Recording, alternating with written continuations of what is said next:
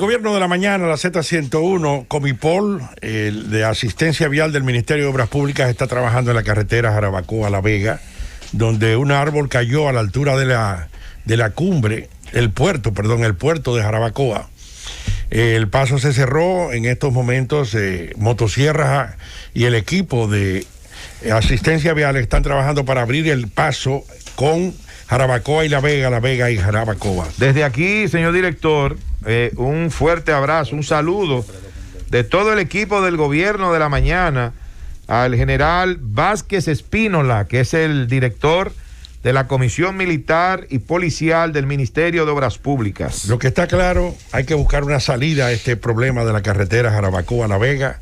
Ya esa carretera no da abasto con la cantidad de vehículos y sobre todo vehículos de carga que se mueven por allí. Felipe Romero Sánchez. Gracias, señor director. Hoy se conmemoran, se cumplen 2 años del fallecimiento de don Rafael Abinader. Yo tuve la oportunidad de conocer a don Rafael Abinader, padre del presidente Luis Abinader. En mi ejercicio periodístico siempre recuerdo que iba a su residencia a entrevistarlo, y con él, en el marco de lo que son estos escenarios políticos, logré tener una relación de amistad muy bonita y muy respetuosa, y siempre admiré su jovialidad. Y qué decir de todo lo que fueron su entrega al servicio del país en situaciones totalmente difíciles. Así que nuestro reconocimiento a este gran ser humano, don Rafael Abinader. Miren, yo quiero hacer un comentario sobre las elecciones de los Estados Unidos. Y quiero hacer algo comparativo en lo que fueron las elecciones del año 2000, cuando se enfrentó el presidente George Bush con Al Gore, y lo que está ocurriendo ahora con el presidente Donald Trump y el presidente Joe Biden. Con una diferencia. Bueno, los republicanos en el 2000 estaban bajo el control, el poder político estaba bajo el control de los republicanos, y ahora en el año 2020, 2 décadas, también lo están. Hay que recordar que esas elecciones, aunque el candidato Al Gore, que tuvo una diferencia muy marcada con el presidente Bill Clinton, y que incluso llegó un momento en que se dice que con parte de los votos que le faltaban fue porque Clinton no se integró a la campaña de Al Gore. Hay 2 elementos fundamentales en esta historia. Y el número uno, Al Gore sacó mayor cantidad de votos electorales. El debate político giró básicamente en torno al cambio climático. Y había que recordar incluso todo el trabajo y el empeño y el enfoque en que el candidato presidencial demócrata Al Gore focalizó su campaña electoral en torno al tema de la contaminación ambiental y el cambio climático, que lo llevó luego a hacer un documental interesantísimo que fue incluso reconocido y premiado por la Academia en Estados Unidos. Esas elecciones, Florida se constituyó en el verdadero centro de la batalla, y la indefinición, a propósito, Rosendo, del famoso voto por correo, hubieron muchos niveles de acusaciones, donde incluso se acusó parte del liderazgo republicano en la Florida, acusó al Partido Demócrata de perpetrar un fraude, donde gente que incluso no habían fallecido aparecían como votantes. Obviamente que el Partido Demócrata hincó una demanda ante la Corte de Miami solicitando un reconteo de los votos, y ese reconteo de los votos se inició. ¿Qué particularidad tiene ese momento? Bueno, hay que recordar que Estados Unidos estaba bajo ataque terrorista, y que el 11 de septiembre fueron atacadas las Torres Gemelas prácticamente en medio de una campaña electoral, y que eso, aunque favoreció al presidente George W. Bush, hijo, Estados Unidos entró en guerra. Y al Estados Unidos entró en guerra, la nación se unificó alrededor del liderazgo del presidente Bush.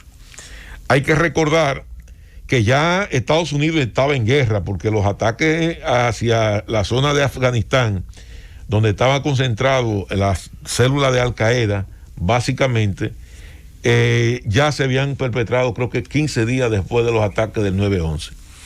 Al Estados Unidos está básicamente en guerra, y estar esta batalla de carácter legal que colocaba en un nivel de debilidad institucional la propia estructura de los Estados Unidos, porque no tenía la definición de un presidente. Todavía al día 12 de diciembre, Estados Unidos no tenía definido un ganador, y la juramentación del presidente era el día 1 de enero. O sea, faltaban apenas 16 días para la juramentación del nuevo presidente de los Estados Unidos, y el pueblo norteamericano y el mundo no sabía quién era su presidente, como resultado de ese reconteo y la paralización prácticamente de ese proceso. Entonces ahí intervino la Suprema Corte de Justicia de los Estados Unidos, y es el 14 de diciembre del año 2000 cuando se emite la sentencia que desautoriza y paraliza el reconteo de votos manual. Hay una serie de argumentaciones de tipo legal, de tipo político. Dicen que la Corte de Miami violó los procedimientos de conteo de votos, pero hay un elemento político en eso, y hay un elemento de Estado, y era que tú no podías tener un país en guerra con unos niveles de incertidumbre y un liderazgo en guerra, además cuestionado internamente. Y Estados Unidos logró salir de esa crisis. ¿Qué dificultad yo veo ahora, haciendo un paralelismo con lo que está ocurriendo? Primero, Estados Unidos no está en guerra en estos momentos. Estados Unidos, su guerra es interna. Una sociedad totalmente dividida, una sociedad en estos momentos con unos niveles de atomización que pasman, y con un liderazgo político, digo yo, muy irresponsable frente a la situación actual que vive la sociedad norteamericana. Hay que ver los acontecimientos que ocurrieron en los últimos meses en los Estados Unidos, ver esa confrontación en medio de una campaña electoral que nunca en la vida se habían visto esos niveles de violencia, ver la invitación de liderazgo tan importante como el propio presidente, invitando a sus seguidores a que compren armas. Y recordaba Rosendo en esta semana de que las armas en Estados Unidos se agotaron en importantes tiendas. Pero no solamente están comprando armas los republicanos, están comprando armas también los demócratas. ¿Y por qué están comprando armas? Porque ya ellos entienden que su vida y su seguridad per se corre peligro independientemente de los resultados electorales que se podrían devenir de este proceso. Mucha gente fue a votar armado ayer. Es lo que te digo.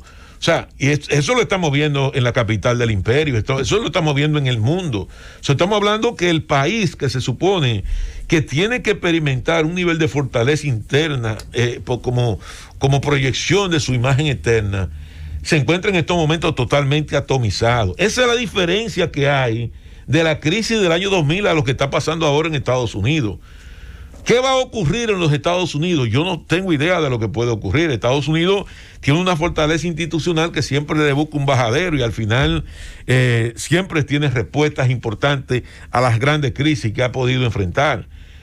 Pero de que tú tengas un presidente de la República que antes de dar los resultados electorales esté aclamando fraude, que en medio de la campaña electoral dijo que él iba a ganar como quiera, invitó a la gente incluso a votar 2, 3 o 4 veces, y las veces que puedan votar, es una situación sumamente incómoda, porque yo creo que la fortaleza que tiene ahora el Partido Demócrata, con apoyo sobre todo en grupos sociales, en grupos vinculados sobre todo a minorías como son los afroamericanos, como son los grupos latinos, como son los sindicatos. Si estamos hablando de los sindicatos de camioneros, estamos hablando de los sindicatos de trabajadores que se involucraron directamente en esta protesta, y obviamente que el Partido Demócrata estaba detrás de esta protesta, porque nunca rechazaron incluso ni siquiera los niveles de violencia con que se significaron esa protesta. Muchos liderazgos locales del Partido Demócrata alentaron esa protesta.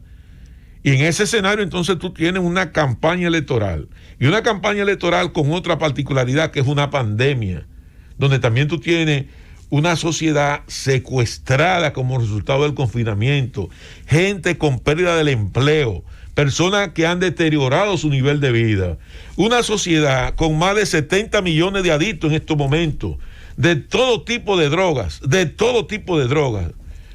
Una sociedad con más de 100 millones de personas hipertensos, con enfermedades de comorbilidad.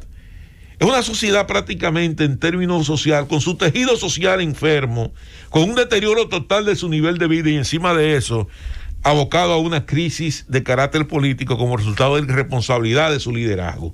Vamos a ver qué va a ocurrir en los Estados Unidos. Ojalá que ellos puedan sortear esto.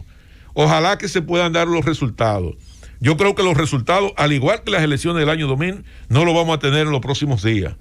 Esos resultados, incluso aquí van a haber colegios electorales que se van a decidir prácticamente por 2 o 3 votos. Y el voto electrónico no, sino el voto por correo va a ser decisivo.